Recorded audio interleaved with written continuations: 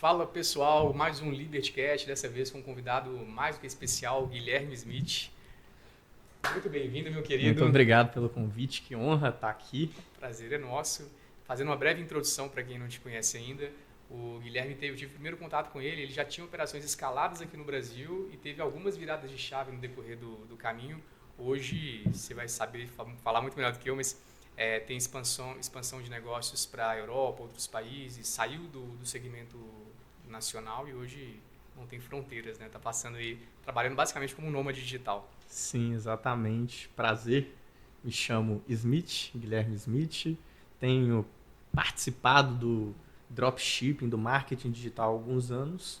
Só que hoje mesmo eu não me identifico como marqueteiro, e sim como empresário. É um dos pontos que eu vou trazer aqui nessa nossa conversa, que é focar em gestão, focar em processo, uma gestão lucrativa, porque o marketing ele vai ser a cereja do bolo, vai ser o detalhe. Uma boa gestão é que torna tudo previsível e faz com que tenhamos grandes resultados. Show. Eu queria conhecer um pouco, e eu estava até falando aqui nos bastidores, que eu tenho muita pergunta para te fazer. Eu falei, vamos esperar iniciar as gravações para ser espontâneo mesmo.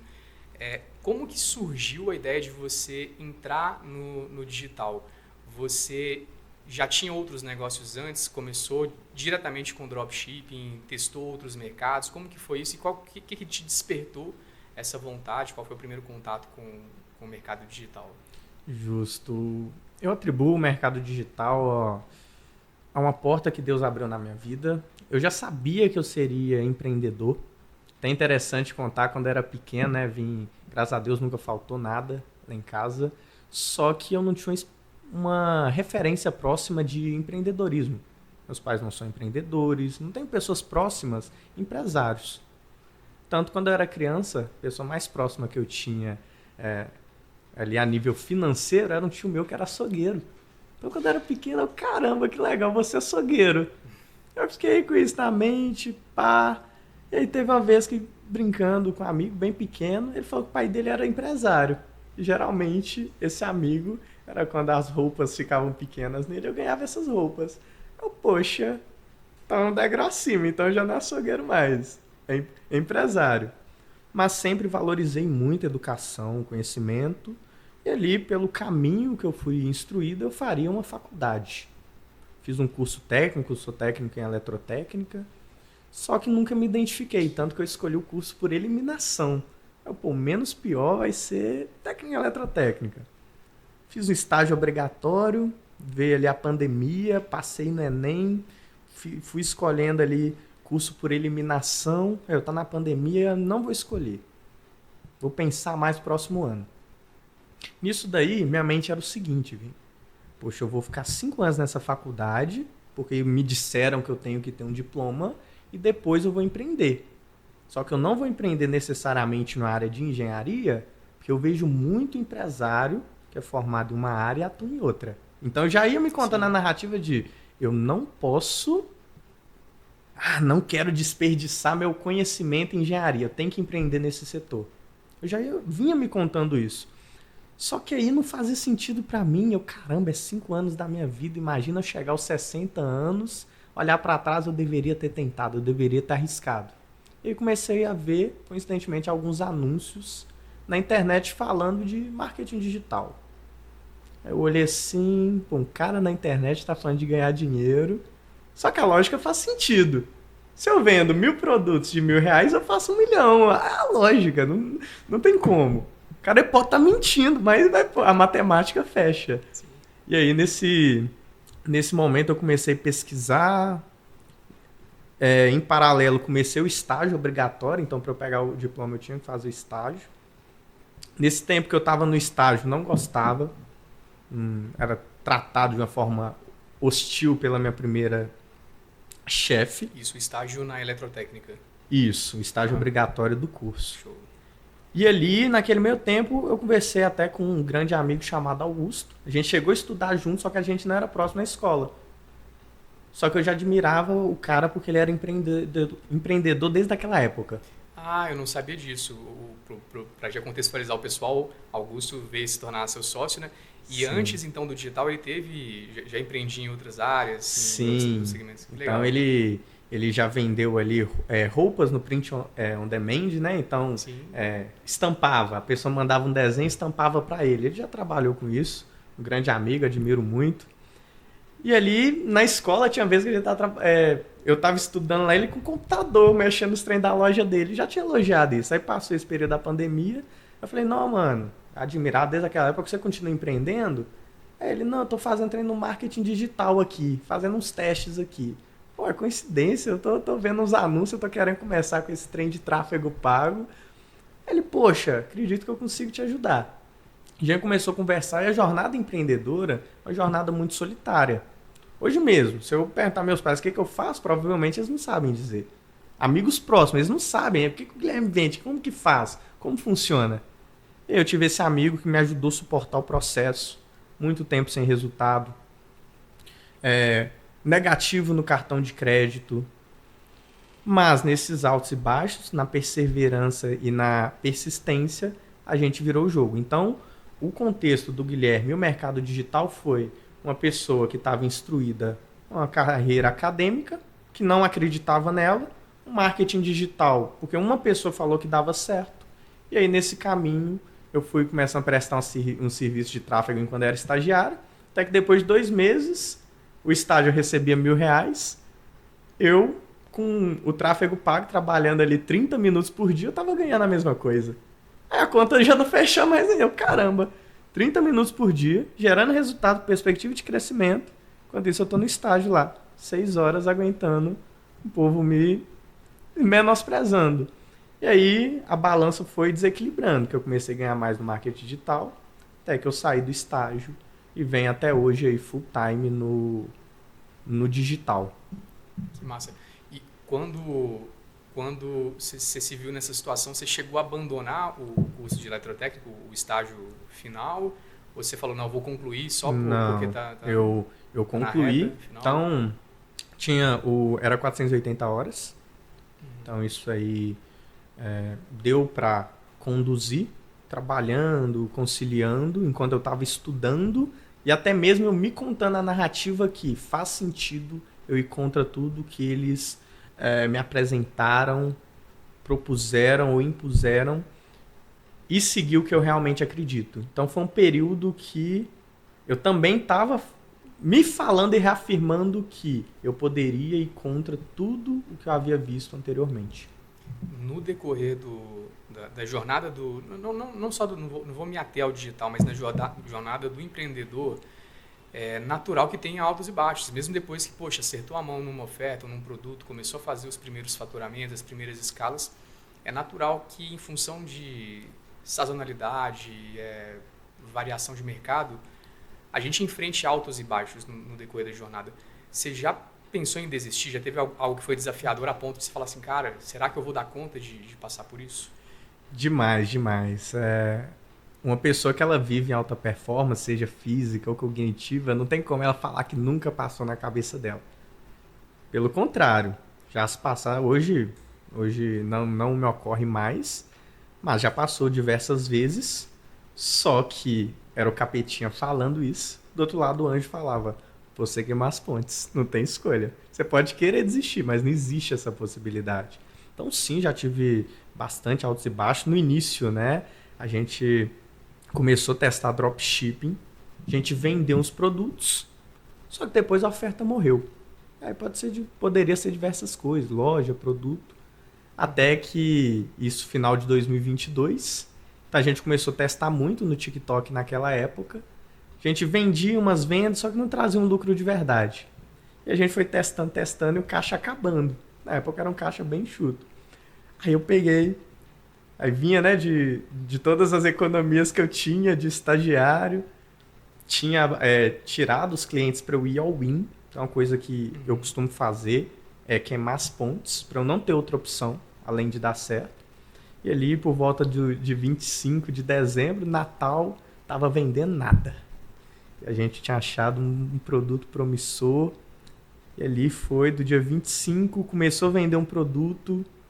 O caixa só diminuiu, já estava no limite do Nubank. Já tinha R$4.000 negativos. Então, a conta já não fecha. Na minha mente... Isso no dia 25? Isso. Na minha mente eu já tava negativado no Serasa já. Aí eu, pô, daqui a uns 5 anos prescreve, não sei. Aí nisso dos altos e baixos, dia 25 nada. Aí por volta do dia 28 ali, pô, Augusto, nosso último tiro. Nosso último teste aqui, esse produto pode rodar mais um dia. Vamos tentar analisar. E aí a gente foi observando as métricas, o custo por clique estava legal, tinha fundamento ali. A pessoa estava indo no carrinho. Isso nós estamos falando de 2022. 22. Então, o primeiro grande, né, dos grandes altos e baixos. 4 mil negativo no cartão, tinha métrica. Velho, a gente pode testar outro produto. Porém, tem fundamento. Vamos gastar nosso último teste apostando na melhoria da plataforma. Otimização. Poxa, mano, faz sentido aqui, vamos. E aí, nesse produto, posso até falar, era uma calcinha com enchimento. Então, um produto que tinha uma pegada bem estética mesmo. Aí a gente fez ali os primeiros 100 dígitos. 6 dígitos, né? Então, mais de 100 mil reais de vendas.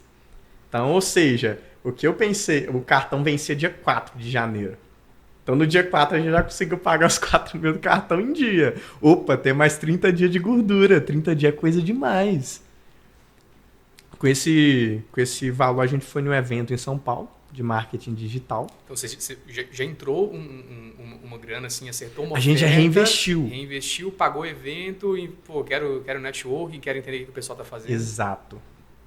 Porque Albert Einstein mesmo fala, né? Loucura é esperar resultados diferentes fazendo a mesma coisa. E aí foi a minha primeira vez que eu andei de avião. Então, a primeira vez que eu andei de avião foi em 2022. Hoje, por mês, eu pego 2, 3 voos facilmente. Então, às vezes eu paro para pensar, pô, foi final de 2022, agora 2026.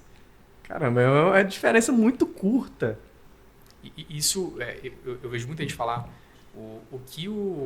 a mudança de vida que o mercado digital proporciona é algo que poucos mercados conseguem proporcionar.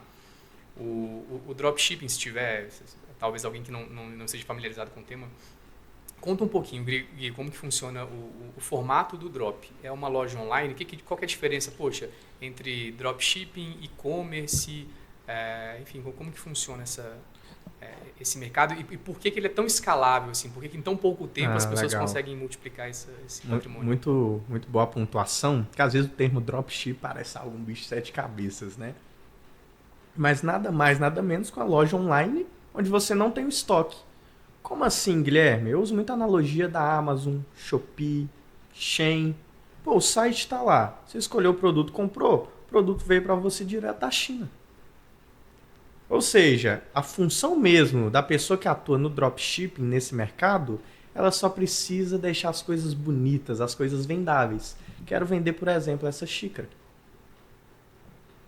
Posso só colocar no site, mas eu posso virar a logo até para a câmera. Não, essa logo aqui é da Liberty. Ou então, a logo é personalizada. Você pode colocar a foto da sua família. A questão é, eu não tenho estoque. Como que eu teria a foto da sua família em estoque? Eu posso mandar direto para o fornecedor envia para você. Eu faço meio de campo. Então, o ataque é vender, a defesa é entregar, o meio de campo é onde eu atuo. Então, você recebe o pagamento da venda antes mesmo de o cliente receber o produto. Exato. Consequentemente, se em algum momento, principalmente quem está começando logo nas primeiras escalas, é natural de receber um volume de vendas, ao invés de emitir o pedido para o fornecedor, reinvestir em tráfego, nem que seja durante 1, 2 dias, para multiplicar ainda mais e depois, de fato, começar a emitir os pedidos. Exatamente. Tem muitos empresários que conversam comigo de outros setores, seja venda de carro, imobiliária, pessoal com muito resultado, mas eles falam, Guilherme, para mim não faz sentido você ter esse resultado tão rápido. Como funciona? Me explica melhor. Pô, eu tenho 1 milhão para já chegou. Pô, eu tenho 1 milhão aqui para investir. Você acredita que retorna quanto? Aí eu falo literalmente com essas palavras aqui, ó, 1 milhão totalmente desnecessário. Você precisa de 5 a 10 mil reais, você começa a operação. Não, mas se eu quiser injetar mais dinheiro, chegar com 100 mil, 1 milhão. Aí eu falo, não faz sentido, porque é quase, vou falar quase, né, para não ser leviano, mas quase impossível quebrar no dropshipping, porque é o famoso fluxo de caixa negativo. Você não compra o estoque. É muito comum empresários, né, compra 1 milhão de estoque e depois tem que suar para vender esse 1 milhão. Já no dropshipping, Vini, é o seguinte, a pessoa ela me pagou na hora da compra. Eu peguei todo o valor. Desse valor que ela me passou, eu vou ali, né, pagar o mínimo de imposto possível. Já já a gente pontua isso. De forma legal sempre. Pago o fornecedor, o resto do dinheiro é meu, que eu reinvisto em marketing, influencers. Então, para a pessoa quebrar no dropship é muito difícil porque você não tem estoque parado. Você só compra estoque se a pessoa comprar de ti. E isso permite que você tenha, suponhamos que, milhares de fornecedores e ofereça produtos dos mais variados. Infinitos. Pensando nessa... Vou voltar lá para 2022. Essa loja que vocês estavam vendendo o primeiro produto, né, calcinha, era uma loja nichada, uma loja genérica. Como que você vê isso hoje? Você que imagino já tenha legal. passado pelas diferentes experiências. Como você fazia naquela época? O que você faz hoje? Qual foi essa mudança desses últimos 3 anos para cá? Legal. No início, então era loja que vendia de tudo. A gente tinha pouco caixa, muito teste, então a gente criou uma loja coringa, com aparência coringa, para vender produto para mulher, para homem. E no Brasil, nossa atuação sempre foi assim, vendendo de tudo. Um camelô digital. Contudo, hoje, na Europa, nos Estados Unidos, nos países que pagam em moeda forte, a gente atua com loja nichada. O que é uma loja nichada? É uma loja que tem um produto só. Então, se eu vendo xícara, a loja só vai ter xícara. Vai ter outros tipos, pires, decoração assim. Porque eu consigo direcionar mais essa comunicação e focar na recorrência. Ou seja, essa pessoa comprar novamente porque tem qualidade. Então teve essa diferença. Muito bom. Uma coisa que eu vejo que o mercado não fazia, ou pouquíssimas pessoas faziam há algum tempo atrás, e hoje tem se tornado quase que uma exigência para você manter um LTV, manter uma recorrência, uma recompra do seu público, é o trabalho de branding, de marca. Como que você tem acompanhado, você que está muito mais próximo hoje das operações internacionais, como que você tem visto hoje esse trabalho? Ainda é possível vender, não só no Brasil, mas, ou melhor, não só no internacional, mas também no Brasil. Você acredita que ainda é possível vender sem uma marca forte? E para aqueles que estão fazendo um trabalho de marca, qual é o diferencial que você vê hoje, pensando nisso? É de fato uma possibilidade de venda da empresa, enfim, de potencializar o ROI, de gerar mais credibilidade? Como que você vê isso hoje? O caminho hoje no digital, as possibilidades são infinitas. Eu brinco muito, né, com a minha equipe que eu falo, oportunidade é a gente que cria ela. Você quer criar uma loja para você vender, você consegue. Mas você quer criar uma loja para você estar lucrando amanhã, você também consegue. Então eu vejo que, primeiro de tudo, o empresário ele precisa saber para onde ele quer chegar. Onde ele quer chegar. Hoje eu trabalho algumas marcas, só que meu principal foco é operações de cash flow. Porque quando a gente pega o histórico mesmo de operações empresas do varejo, o varejo tradicional, seja uma Magazine Luiza, seja uma Avan, são lojas que têm uma margem de lucro no final do ano de 2%, 3%. Hoje no dropshipping eu tenho uma margem de 40%, 50%. Eu não posso me espelhar em Magazine Luiza porque é uma realidade totalmente diferente e a empresa ela tem dezenas de anos de história. Então não, eu estou no marketing digital, eu quero dinheiro rápido. Então eu preciso, às vezes, de ofertas mais agressivas. Quando eu falo ofertas mais agressivas, é dar um desconto maior, 50% de desconto. Fazer uma oferta em torno disso. Se eu me contar a narrativa que eu vou pegar essa loja, pode ser que a pessoa faça isso, mas nesse exemplo, eu vou pegar essa loja, eu quero que daqui 10 anos ela esteja assim, assim, assado. Quantos vão dar conta de passar por todo esse processo? Então hoje eu tenho bastante clareza. Não, na área eu tenho outras empresas, né, de outros segmentos, mas na área do e-commerce eu quero cash flow para eu poder investir em outros mercados. Mercados esses no digital, onde eu consigo pontuar, mas no futuro, imóveis com a presença mais ativa, seja no agro. Eu quero ter essa liberdade. Liberdade é algo que eu vivo ela na prática. O direct response hoje no Brasil ele tem despertado muito isso nos empreendedores. Uma geração rápida de caixa, que não quer dizer uma geração fácil de caixa, né, mas uma geração rápida, pensando de fato em velocidade especificamente. e com um fluxo de caixa já mais do que suficiente para você manter as operações, porque veja bem, você está dizendo que para um iniciante, mesmo que ele tenha R$ 1.000.000 na mão para começar, você disse que entre 5 a 10 mil reais já é mais do que suficiente. Você precisa, porque tem que enfrentar a trincheira. Perfeito. Então, a partir do momento em que já se tem um fluxo de caixa, um caixa muito superior ao que você de fato utiliza naquela semana, naqueles próximos dias, eu vejo exatamente isso que você acabou de dizer, alguns empreendedores começando a migrar parte dos investimentos para outras operações para além do digital. Imóveis, empresas talvez tradicionais, indústria, mas o cash flow continua, aquela geração de caixa, porque é uma forma de imprimir dinheiro, né, de certa maneira. Mas daí, considerando que oferta nasce e oferta morre, como que hoje você tem feito, por exemplo, o processo de mineração, validação de oferta? Eu sei que a maioria das pessoas acaba querendo saber um segredo, qual que é o hack, qual que é, enfim, o que você faz que diferencia o seu negócio dos outros, mas você mesmo em outros momentos já disse que muitas das vezes o básico bem feito é o que funciona. Mas eu queria entender qual que é o seu básico bem feito, pensando no processo de drop internacional hoje. Mineração, escala... Essa pergunta é muito boa, porque eu defendo muito o básico bem feito, só que o básico, hoje em dia, a sociedade não faz, a média é baixa. Então, o meu básico bem feito, eu sei que, embora as atitudes sejam básicas, mas a visão não tanto. Só que dá para desenvolver. Eu sempre trabalho com uma equipe, meu time que estiver assistindo aí, gratidão a vocês que me ajudam a construir esse império que estamos construindo. Mas eu ressalto muito isso, porque vou dar um exemplo aqui, setor financeiro. Essa parte, eu amo essa parte porque eu brinco que o setor financeiro é que nem o pulmão. Eu devo ser uma das únicas pessoas do planeta que faz analogia com o pulmão. Não, o cérebro, o coração, o estômago, falo tudo, menos o pulmão. Eu falo setor financeiro, por exemplo, é isso. Ninguém dá moral pro pulmão, mas tira ele da jogada. Não vai trabalhar junto com o coração para bombear o sangue, oxigenar as células. Ou seja, sem pulmão a pessoa não vive. Os empresários hoje não se preocupam com a gestão financeira. Aí, onde que entra o básico bem feito? Primeiro de tudo, você tem que saber o quanto dinheiro entrou e quanto saiu. É a primeira métrica financeira. Ok, construir uma planilha. Não é no olhômetro, é na planilha.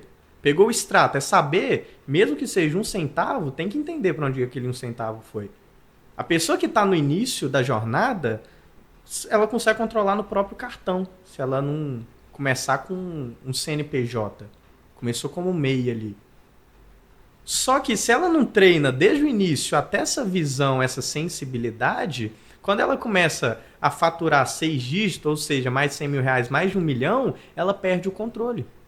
E a coisa mais comum que existe é ter vazão financeira na empresa. Só que aí tá o detalhe. Eu hoje tenho muito ponto que eu tenho vazão. Só que eu permito essa vazão porque eu estou focado em pegar cédulas e não na moeda da mesa. Mas eu sei que existe essa moeda da mesa. Aí eu delego para alguém da minha equipe resolver essa perca. O que é o básico? Você saber o dinheiro que está entrando e que está saindo. Só que se eu perguntar no mercado digital, na ponta da língua, quanto dinheiro entrou? Qual o seu faturamento exato? Dá mais? O pessoal não sabe. Pode parecer estranho falar isso, mas como a gente trabalha com a contabilidade, boa parte dos players hoje escalados, se tirar 50 mil, 60 mil, 100 mil de alguns caixas, as pessoas não notam. Justamente por essa falta de controle. É claro que falar isso para uma pessoa que talvez ainda não tenha empreendido no digital pode parecer que, poxa, como não vai dar falta de 50 mil, de 100 mil reais? Mas é porque o cash flow, né, as entradas e saídas são tão volumosas que se eles não tiverem esse controle de fato na risco, controle financeiro, acaba perdendo realmente às vezes pode ter alguém te roubando e você não percebeu, Sim. Ou ter um balde furado sem saber por onde que tá saindo essa água. Agora, bacana. A parte financeira, então, hoje é você quem controla ou você tem... Não, hoje eu tenho setor financeiro, só que na minha concepção o empresário, ele sempre tem que estar monitorando. O segredo do financeiro não é você impossibilitar uma pessoa de fazer uma transferência, mas é você monitorar. Então, se você monitora, faz reuniões de alinhamento, não vou falar longe de ser o 80-20 do resultado. Não é o setor financeiro. mas é o setor financeiro que permite com que a pessoa não quebre. Sim. É o pulmão. Tem muita gente, eu acho legal quando você fala que entrou o primeiro faturamento antes mesmo de pagar o cartão, que foi lá o investimento inicial, vocês já reinvestiram no negócio. Hoje a gente vê muitas pessoas que mesmo sabendo, não é por desconhecimento, mesmo sabendo que faturamento não é lucro, vê um fluxo de caixa entrando e já vai comprar uma Porsche, já vai esbanjar em viagem internacional, na primeira escala está indo para Dubai. E muitas das vezes não faz a conta do quanto vai entrar de contestação, né, de chargeback, de refund, os reembolsos, de quanto vai ser, para aqueles que ainda operam no Brasil, qual vai ser a carga tributária, quais são os impostos municipais, os estaduais, federais. Então, no final das contas, às vezes uma margem que poderia ser uma margem incrível, putz, fiz aí 30%, 20% de margem de lucro numa operação. Na hora que entra tudo isso que a gente mencionou aqui, às vezes ele basicamente não teve lucro e ele já consumiu caixa comprando, sei lá, E ele se ilude, ele tá gastando dinheiro, aí na mente dele não, é porque eu investi muito em tráfego, por isso que meu caixa reduziu. Não, reduziu porque não tá sabendo, tendo essa gestão lucrativa. Isso da gestão lucrativa, né, que é algo que eu venho trabalhado, eu venho instruindo algumas pessoas, não trabalho com mentoria, mas tem algumas consultorias que eu foco em players mais maduros no mercado, já tem resultado, que aí eu falo, olha, sua margem está de 20%, 30%, facilmente ela vai para 40%, 50%. Quando eu atuava no Brasil, há mais de 2 anos atrás, minha margem no final do mês, sem contar a equipe, mas pagando ali os impostos, tudo ali do dropshipping, tirando a equipe, era em torno de 10% a 15%. 15% no mês extraordinário de lucro. Ou seja, vendi 100 mil, lucrei 10 a 15 mil reais. Pô, complicado, mas dá pra ir, vão ajustar aqui, apertar o parafuso, só que a conta não fechava. Aí tem que pagar a equipe, aí às vezes você precisa reinvestir, a conta não fechava. O caixa a gente trabalhava, o caixa não subia. Hoje, na operação global, minha margem ela é 40% a 50%. Ou seja, simplesmente de mudar onde minha estrutura tá, eu não mudei a forma de... Claro, tem evolução, mas o resultado não foi pela forma de minerar, não foi pela forma de fazer o tráfego, foi só por diminuir impostos e ter ali governo e jurisdições que facilitariam o meu crescimento. A pessoa sair de 10%, 15% e para 40%, 50%. Se você fala isso para alguém do mercado tradicional, ele duvida, é golpe, é crime, não é.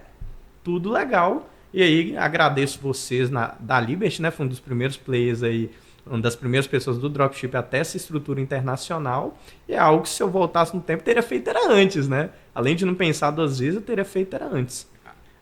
Ganhar em moeda forte, geralmente, isso por si só já tende a multiplicar o resultado. Sim. E um ponto que a gente vê poucas pessoas falar a respeito, elas às vezes experienciam isso, mas não sabem exatamente, mas por que talvez no internacional eventualmente tem uma conversão melhor para algumas áreas. O Brasil, por mais que não pareça, é um mercado que já chegou num nível de sofisticação muito grande, porque o tempo inteiro pessoas anunciando produtos que não existem, né? Fraude, estelionato, golpe.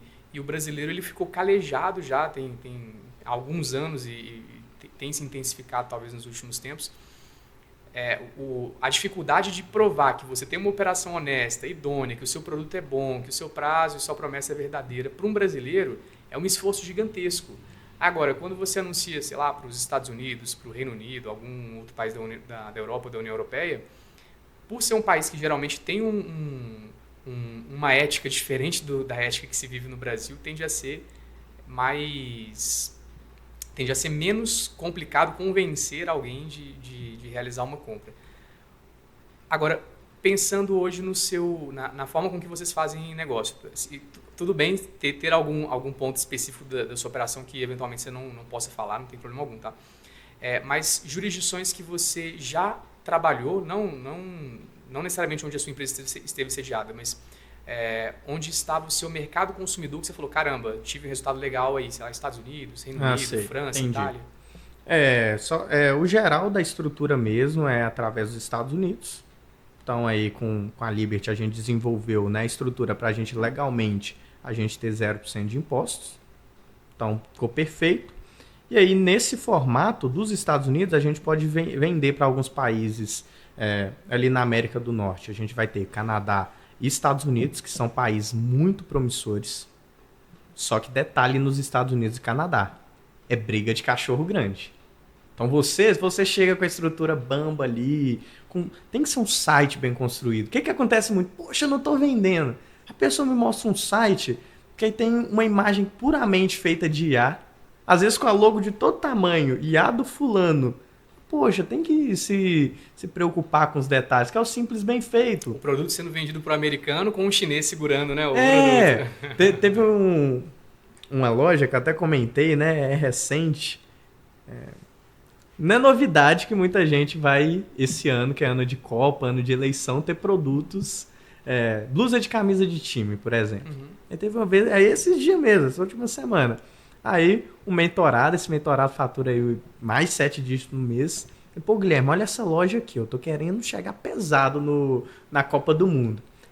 Beleza, deixa eu ver. Aí, mano, ele fez uma foto com a IA, que era literalmente, tinha 5 caras com camisas diferentes, Brasil, Estados Unidos, Alemanha, tudo com o mesmo rosto. Só com o rosto assim na minha tonalidade de pele. Eu falei, pô, esse cara aí tá com a pegada mais árabe. A gente no mar, até brinquei, né? Além desse contraste dos Estados Unidos, Copa do Mundo, até dica, né? De produto que com certeza dá para faturar múltiplos 7 dígitos esse ano. Uma coisa que eu destaquei a gente do marketing, a gente não trabalha com exceção. Então, se eu vou vender, país bom de vender, França, Alemanha, Reino Unido, não, como eu vendo o mundo inteiro, então todos têm seus nuances. Isso é legal de dizer, então. Você tem ofertas que você posiciona na campanha como worldwide? Sim, tem hoje eu tenho mais de 20 lojas ativas. Tem loja que eu faço ela para um país específico, tem loja que vende mais de um país. Se eu fosse iniciar hoje, eu começaria com um país de língua inglesa. Por quê?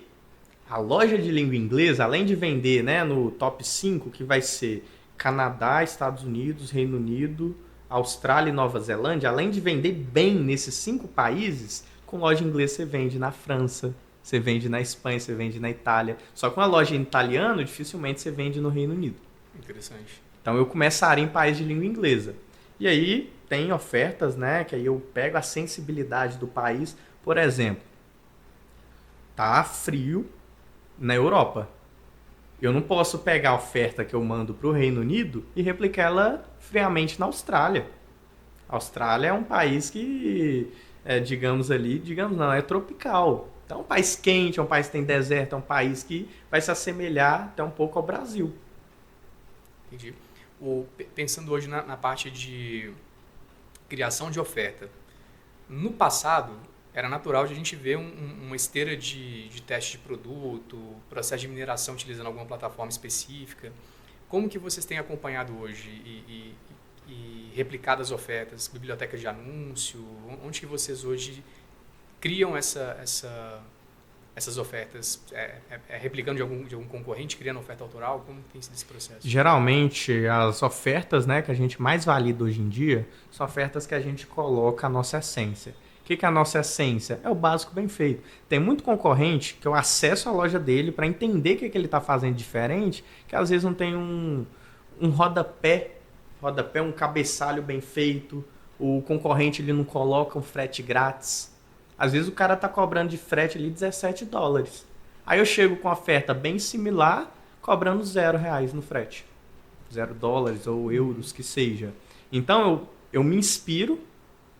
A foto não ficou tão boa. Mando para o meu time e o meu time faz. Geralmente, hoje, com a gestão lucrativa que eu te falei, que é essa forma da gente automatizar, então a gente vai pegar aí empresários, né, que querem vender mais na internet e fazer com que os processos sejam automatizados e o time seja de alta performance. Hoje eu só aprovo. Meu time faz mineração, meu time cria loja, meu time sobe a campanha, eles só me atualizam de coisas que estão discrepantes. Ô Guilherme, eu estou sentindo que esse setor pode melhorar, só que eu não sei o que é. Aí eu junto ao time, a gente busca esses pontos de alavancagem. Então, Guilherme, mineração, tem um segredo hoje? Quem está iniciando, eu falo para ir na biblioteca de anúncio. Colocar ali um VPN para o Reino Unido. Para quem não sabe, VPN é quando a gente simula que o computador está no Reino Unido e os anúncios que vão aparecer no YouTube são de lá. Aí, pô, quer economizar? Biblioteca de anúncio. Escreve lá, frete grátis, free shipping. Termos em inglês, obviamente. E aí você verão essas ofertas. Porém, eu gosto muito de ferramentas. O mercado tem diversas ferramentas aí. PipAds, AdSparo, tem ferramentas de rateio. Então, hoje não é problema encontrar produto, não é problema fazer tráfego. O problema hoje em dia é ter essa mentalidade e conseguir treinar pessoas para conduzir a empresa mesmo quando o dono não está ali em cima. Perfeito. Se existe hoje um anunciante que investe milhares de dólares por dia naquele anúncio, é sinal que aquele anúncio está trazendo retorno. Ninguém é maluco de queimar dinheiro, né? Eu já vi muita pessoa que se intitulava doido, arrisco muito, só que eu falava, você não é doido porque doido rasga dinheiro. Então não rasgavam dinheiro, continuavam investindo e com muita sabedoria escalaram ali as operações. Tem um problema que o mercado vem enfrentando, o mercado de drop internacional vem enfrentando talvez há um pouco mais de um ano, que é a estruturação do processador de pagamento. Como que você tem feito hoje? Vocês usam o Shopify Payment? Você tem algum outro gateway que tenha aceitado o drop no modelo global? Sim. É um desafio que eu enfrentei aí no último ano, 2025, foi um dos mais desafiadores que eu já tive, caramba, esse desafio parece não ter solução. Quando eu conversava com amigos com bastante resultado mesmo, nenhum sabia como recorrer. Quando eu conversava com gringos, né, todos com o mesmo desafio. Pessoas que tinham loja de 2023, com a taxa de chargeback, com a taxa de estorno muito baixa, com loja caindo. Eu teorizei que era uma IA que eles trocaram para analisar a loja. Ela saiu derrubando todo mundo, depois derrubou, eles não tinham como voltar atrás. Eles fingiram que foi normal, mas não foi. E aí, até hoje, limpou muito o mercado, quase ninguém consegue rodar. Quem roda tem resultado de verdade. E eu consegui vencer esse desafio. Aí, vamos lá. Parece até clichê, mas é arroz com feijão bem feito. Qual que foi o arroz com feijão bem feito que eu fiz? Nos testes, eu falei, eu tenho que saber onde está. Inclusive, isso aqui ó, é exclusivo. Quem pegar essa parte aqui e souber utilizar... Solta o corte aí, pessoal da edição, ó, aproveita. Se a pessoa não faturar mais de 7 dígitos, mais de R$1 milhão com esse insight aqui, pode me cobrar. O que eu fiz? Para cobrar mesmo, qual que é o seu Instagram? Para cobrar, Instagram, @o Guilherme Smith. Então é o seguinte, ó, tá aqui na gravação. Se aplicou a estratégia, não deu trouxe certo, a mim, mostrou que aplicou. Mostrou que fez mesmo, né? Porque tem muita gente que fala que fez e não fez nada. Mas é claro também, não adianta a pessoa difícil, né? Fazer certinho, não rodei tráfego, aí pô, não complica. Mas vamos lá, que agora eu tô curioso para saber isso aí. Eu sempre tive uma visão muito lógica das coisas. É outra coisa que tem que ter o equilíbrio, eu tô até treinando não ser tão lógico. Pra mim, eu vejo a vida tem causa e consequência. Eu tô aqui bebendo água, eu vou estar hidratado, minha pele vai estar mais bonita. É óbvio pra mim. Meu jeito, se eu não beber água, vai acarretar outras coisas, pedra nos rins. A gente tá conversando aqui, uma troca. É impossível uma troca, eu não te agregar em nenhum ponto e você não me agregar. Nessa questão de lógica, as lojas começaram a cair. Loja que eu tinha parada, não estava vendendo, mais de 5 mil pedidos. A primeira loja que eu criei quando eu fui para o internacional, estava pausada. Caiu a loja. E eu me senti ali desolado, caramba, tô aqui trabalhando, documento certinho, trabalho certinho, entrego produto certinho, todas as minhas lojas caíram, loja sem conexão uma com a outra. Não posso ficar cego, perdido. Tenho que ter esse controle. Então me veio aí, para ter esse controle eu preciso entender cada movimento que eu faço. Porque se eu entendo todo o funil, gestão lucrativa, esteira. Ali na Revolução Industrial, esteira de criação. Então, se eu sei o que eu faço nessa parte, nessa etapa, se está caindo na etapa 1, eu corrijo a etapa 1. Foi para a etapa 2, passou para a 3, a partir da 3 começou a cair. Você começou a identificar padrão, onde está o erro. Exato. Onde está o erro, os padrões. E aí eu desenvolvi, eu fiz manualmente mesmo, não quis automatizar. Muita pessoa quer automatizar, ela não entende a essência, vai automatizar o quê? criei uma planilha com mais de 60 colunas. Então, quem é preguiçoso, quem não tem essa vontade de resolver esse enigma, não, tá dando trabalho demais, vou continuar fazendo do mesmo jeito, aí não tem resultado. Eu desci para o operacional, falei com a minha equipe, eu que vou assumir isso aqui. E se veio para o meu peito, eu garanto o resultado. Minha mentalidade. Veio para mim, eu vou resolver. Mais 60 colunas, totalmente metódico. E aí, das 60 colunas, tem variação. Como que eu criei, o país que eu criei, se tinha proxy ou não tinha proxy, se era através de um multilogin, seja AdSpower, seja... Aqui é um conteúdo um pouco mais técnico, a pessoa tem que entender do mercado mesmo. AdSpower, se era do Dolphin. Então, cada pequena variação eu fui colocando, se pediu verificação de identidade ou não. Quando caía, o valor que caiu, o saldo que ficou retido, se tinha observações. E aí, nas linhas, eu coloquei as lojas. Guilherme, mas hoje você tem um padrão mágico? Não tenho, mas qual que é o segredo? Hoje, minha taxa de lojas que ficam de pé é de 70%. A cada 10 lojas que eu subo, 7 ficam de pé. Se eu quero ter 14 lojas, logo eu tenho que subir 20 lojas. E aí eu vou jogando através dessa lógica. E aí dessas 60 linhas que tiver, das 60 colunas, hoje tem mais de 150 linhas, então eu não fiz o teste com uma loja. Teve 150 testes ali. E hoje, quando qualquer variação muda, eu já consigo corrigir para eu manter a taxa de 70% de loja em pé ou mais. Por exemplo, ontem eu fui fazer uma verificação facial. Ela não passou do método que eu fazia antes. Logo, eu já coloquei na minha agenda achar um método alternativo, porque aqui apresentou um ponto de vulnerabilidade. Uhum. Abertura de conta na Shopify Payments como gateway de pagamento, eles geralmente solicitam o EIN, que é algo semelhante ou melhor, eles pedem o Social Security Number, né, o SSN, algo semelhante ao CPF, o que seria CPF aqui no Brasil. A apresentação do registro fiscal da empresa na hora de fazer o cadastro hoje tem sido suficiente ou você em algum momento emitiu o seu ITIN, que é o documento de pessoa física estrangeira nos Estados Unidos? Como que está essa parte inicial de cadastro? Então, lá quando você cria, seja com a empresa, aí cada país tem os nuances. Por exemplo, quando você abre uma Payments, uma Shopify Payments, que é o gateway. A Shopify você pode ter um gateway. Shopify. Payments é o gateway da Shopify. Quando você pega essa Payments e abre do Reino Unido, eles vão pedir, por exemplo, com um documento de uma empresa do Reino Unido, eles vão pedir o comprovante de endereço. Já nos Estados Unidos não pede o comprovante de endereço. E aí eu peguei essa sensibilidade por causa dessas variaões. Isso é endereço residencial ou endereço empresarial? Ambos. Okay. Ambos. Nos Estados Unidos é só empresarial. Só que no Reino Unido pede o da pessoa, do representante. Agora respondendo a sua pergunta. Quando a gente vai ali para os Estados Unidos, quando você está num processo de abertura padrão, que colocou sua empresa, seja um LLC, e você vai se colocar como representante, eles pedem o SSN. SSN é só para nativos, então é literalmente CPF.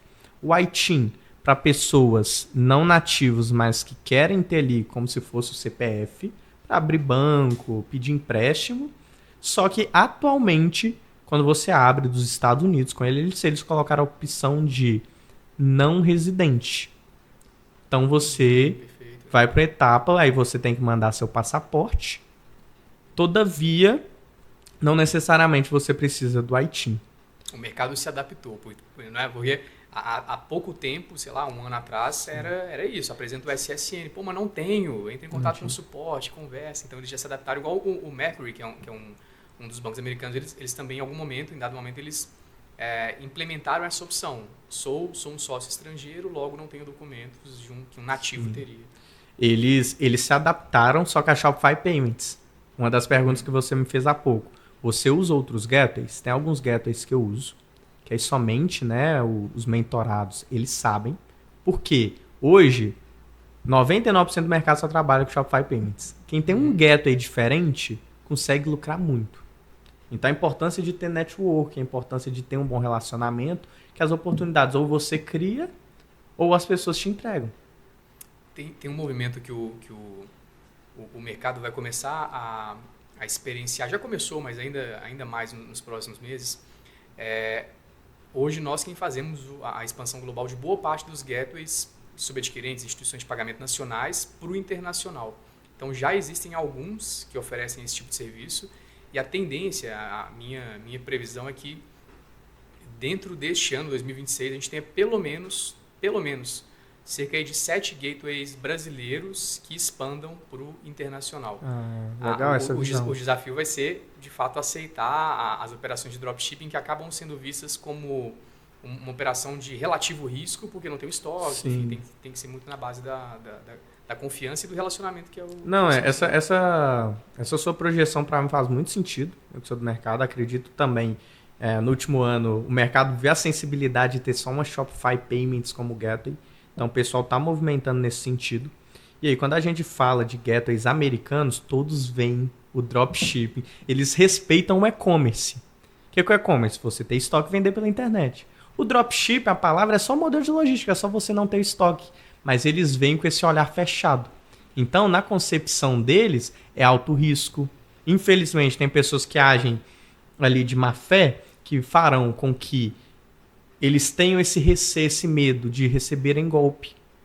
E aí, quando você vai lá nos Estados Unidos ou países europeus, se apresenta, se você fala que é dropship, você pode mostrar os números, a maioria das vezes eles não vão te aceitar nesse gateway. Principalmente se você fala que não é residente. Aí que entra o ITIN. Porque o ITIN é como se eles conseguissem te responsabilizar caso você fizesse algo errado ou que não seja legítimo. Então, até uma atualização do mercado. Do mesmo jeito que virão gateways brasileiros, o profissional que quer continuar fazendo dinheiro de verdade no mercado digital, ele precisa se adaptar, ter um ITIN, trabalhar com boas jurisdições, ter pessoas que trazem segurança para a empresa, um bom advogado, um bom contador. Por exemplo, tem muito amigo. Poxa, estrutura, não se pode economizar. Mesma coisa estética, sei lá. Inventei, vou fazer uma tatuagem, uma harmonização facial. Se economizar, vai dar ruim. O famoso barato que sai caro. Barato sai caro. Aí não sei o que passa na mente das pessoas, que ela fala assim, vou fazer um LLC. Vou ter uma empresa nos Estados Unidos. Estados Unidos não é bagunça que nem Brasil, não. Brasil tem muito jeitinho, lá fora não tem. O Gui, o que tá chegando pra gente aqui, quando a gente fala, até parece que é, sei lá, um caso que se cria, né, de storytelling, mas não. Pelo menos vai de 2 em 2 semanas chega pra gente alguém que está com problemas sérios nos Estados Unidos.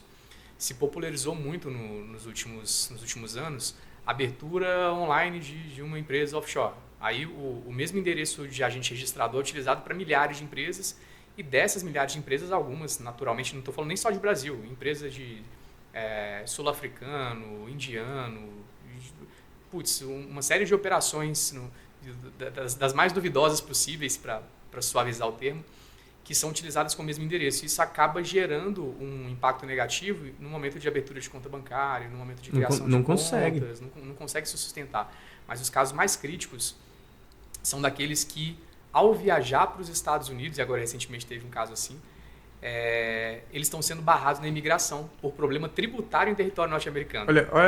Olha que loucura. O nível, porque aqui no Brasil, muitas das vezes, a sonegação já é crime por si só, é algo que a gente combate, a gente consegue contornar com a elisão fiscal, que é justamente o termo que se utiliza para utilizar a legislação ao nosso favor, e nos Estados Unidos da mesma forma, entretanto com um rigor muito maior. Então tem uma turma sendo extraditada no momento de passar pela imigração dos Estados Unidos, um constrangimento gigantesco, porque está com a família junto, viajando de férias. Poxa. Passa a filha, passa a esposa, não, você fica porque você está com problemas aqui de tributação federal. Enfim, Aí imagina passar por uma situação dessa. O sonho da minha filha ir para Disney. Vai lá, esposa, gato, papagaio, periquito. É porque eu já economia às vezes pequena, às vezes de R$1.000, às vezes de $200, em vez da pessoa fechar com a empresa. Não, eu posso pisar nesse país em paz. Ela quer economizar. Poxa, um dano desse para mim é imensurável. Para mim é imensurável. O constrangimento não tem preço. Mas aí, voltando a falar de jurisdição, hoje você tem loja que opera tanto dos Estados Unidos, pensando na sua empresa em si, você opera com um offshore nos Estados Unidos e outra offshore na Europa? Como está sendo feito isso hoje? Ou você concentra tudo na Europa, tudo nos Estados Unidos? Hoje eu faço isso por contingência.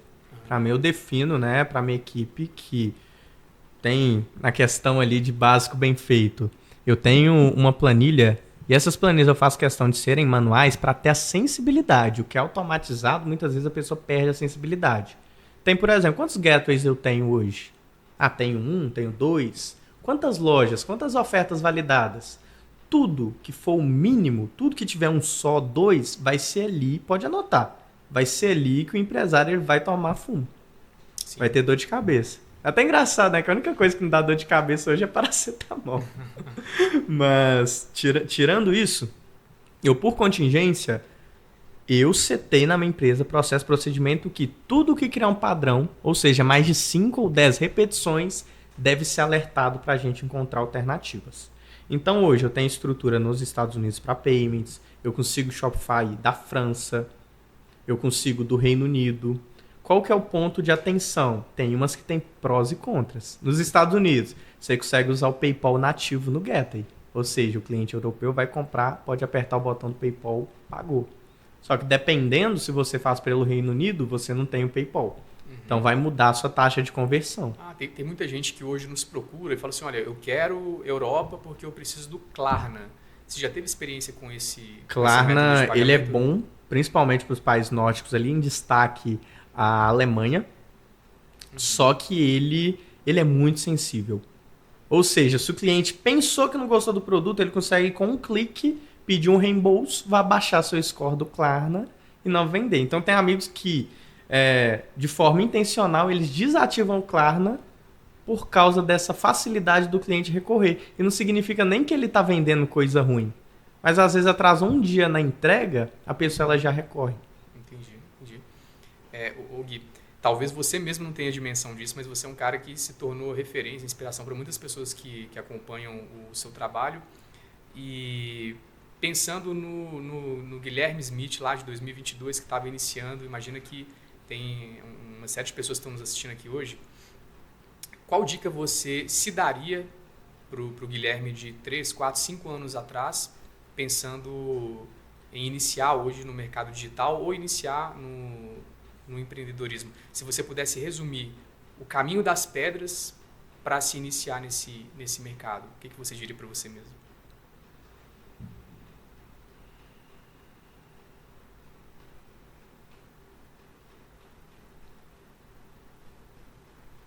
Eu quebraria em 3 principais pontos. Ponto 1. Se você acredita, vai com todo o seu coração. Não duvida, não olha para o lado. O básico bem feito sempre vai funcionar. Sempre. Continue estudando, nesse tópico 1. Básico bem feito, continue estudando, investe muito em educação. Network, por exemplo. Network de qualidade, ele é pago, de alguma forma. Você só vê, não vou pagar participar de um evento. Vou pagar uma área VIP de um evento. Tem muito cara que eu compro mentoria, eu nem assisto a mentoria, mas eu quero aproximar dele. Então, Guilherme, pega o dinheiro e reinveste. Educação, mentoria, não desiste. Vai dar certo. E comemore as pequenas vitórias. Uma coisa que eu corrigiria. Ponto 2. Passei muito tempo trancado no quarto.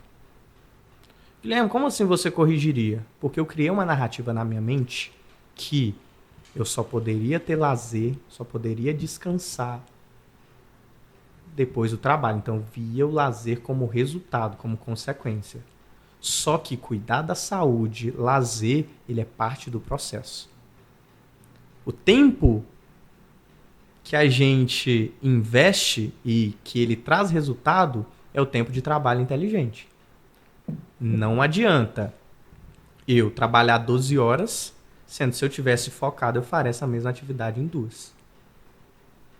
Vendo a vida com leveza, sabendo gerir o tempo, sabendo contratar, delegar, a pessoa consegue enfrentar o processo com leveza. Até hoje eu corrijo porque sempre me ensinaram que para ter resultado era o trabalho duro. Só que não é. Não é trabalhar muito, é trabalhar inteligente. Muitas das vezes afiar o machado Gastar tempo afiando o machado é melhor do que você se esforçar tanto, mas não estar com a ferramenta certa. Com a minha equipe eu destaco que o estudo faz parte do trabalho. Se vai trabalhar 8 horas, 1 hora tem que ser de estudo. Então, ponto 1, não desistir, reinvestir em networking, que eu já atribuo 80% a 90% do meu resultado é networking. O resto é trabalho, mão na massa. Ponto 2, não necessariamente é preciso abrir mão da saúde. É estudar como gerir o tempo, como fazer as coisas de forma mais estratégica. Ponto 3, por último, mas não menos importante, que eu acredito que, quiçá, de tudo que eu falei aqui, é o mais importante, que é se colocar em desafio. Se o homem, a mulher, quer ter essa mentalidade de alta performance, ela não pode se contar a narrativa, desculpa até o palavreado, merda, de falar, não, eu não estou competindo com o meu concorrente, o importante é eu estou aqui, estou vendendo. E o concorrente, quando ele acertar um criativo, que ele pegar todo o leilão, ele não vai pensar 2 vezes. Então, no empreendedorismo, sem passar a perna em ninguém, fazendo o melhor, tem que ter essa visão sanguinária. Tendo essa visão sanguinária, é se colocar em desafio. O que é se colocar em desafio? Compra um carro, uma parcelinha, que a pessoa não sabe como pagar. Compra uma casa, vai para uma mansão mesmo. Eu tenho muito amigo, o cara fatura 1 milhão, não tem problema. Mas ele tá no apartamento que, assim, é o mesmo apartamento há 5 anos. Ele não tem estímulo de novos ambientes, novos desafios. A ambiência, na sua perspectiva, conta muito. Nossa, 100%. 100%. Por exemplo, aqui na região aqui, que fica o escritório, Buritis. Você passar em frente a uma concessionária como a Vanguard ali, que você vê uma Ferrari, o que era imaginação, ele vira tangível. Se materializa, né, na sua frente. Se materializa. Então é se colocar em desafio mesmo, porque se na pessoa ela se conta narrativas, e a mente humana é perita nisso, que é fácil, eu consigo, eu estou na zona de conforto. Logo, ela não é obrigada a pensar de formas diferentes. Quando ela pega um boleto que ela fala, é impossível eu pagar isso, ela é obrigada a pensar de uma forma não ortodoxa. Aí que o resultado vem. Por exemplo, a analogia que sempre que eu faço, que vem um mentorado, e aí eu falo, ó, se vier com sonho normal, medíocre no sonho, na semântica mesmo, na média, você faz sozinho, não precisa de mim. Vou ajudar você com o impossível. O que é impossível? Vamos pensar diferente. E aí eu faço a seguinte analogia, poxa, você está no 0. Se você tivesse 6 meses para lucrar sem passar a perna em ninguém, 1 milhão, senão sua família, ela morre. A pessoa, com certeza, ela encontraria o caminho. Incentivo. Poxa, ela não tem outra escolha. Só que hoje é muito comum, nas narrativas que são difundidas, é muito comum que você tem tempo demais, você pode fazer, pode ser confortável. Quando eu falei no ponto 2 de dá para lidar de forma confortável, é você ter conforto e paz no caos. Não falei para diminuir a carga, ou fato, pelo contrário. Então, eu falaria para o Guilherme esses 3 pontos e acredito que com isso a pessoa ela tem todos os fundamentos, não para ter só uma empresa que faça dinheiro. Porque construir um império sem liberdade, construir ali um castelo sem liberdade é uma masmorra. É viver a mesma corrida dos ratos, só que em alto nível. A pessoa ela sai de um trabalho, nossa, não quero trabalhar para os outros, vou trabalhar 8 horas por dia. Ela fica trancada, sem ver a luz do sol, virando madrugada, trabalhando 16 horas por dia e às vezes sem resultado. Sim. Então se a pessoa ela tem uma gestão lucrativa, ela vai ter liberdade temporal, geográfica e financeira. Gui, eu sei que a gente teve que antecipar o nosso podcast hoje por conta da sua viagem, né? Todo mês aí tem uma viagem para um país diferente. Agora, quem acompanhar aí no Instagram, Guilherme Smith. Senhor Guilherme Smith, se a pessoa quer ver um jovem, né, fazendo dinheiro, vivendo o mundo, viajando, é só seguir que a partir de amanhã, 6h20, eu pego o voo, que eu vou para Assunção, que a gente vai conhecer aí terras paraguaias e cantar galopeira. Show de bola. O Marcão não pôde participar dessa edição, então já fica o convite, próxima vez que você estiver aqui em BH, manda mensagem pra gente, marca uma segunda edição para entrar mais a fundo ainda nas novas histórias e descobrir como foi essas Será um prazer, viagens, muito obrigado. Rússia, Europa, muito geral, obrigado aí pelo convite, se eu puder multiplicar, né, eu não gosto do termo somar, se eu puder multiplicar, pode contar comigo, que além, né, de parceiros comerciais, a gente é amigo também, uma honra participar aqui com vocês desse podcast. Prazer é meu, Gui. Então, pessoal, estivemos aqui com o Guilherme Smith, excelentíssimo convidado, e fiquem com o vídeo aqui, o link do próximo vídeo.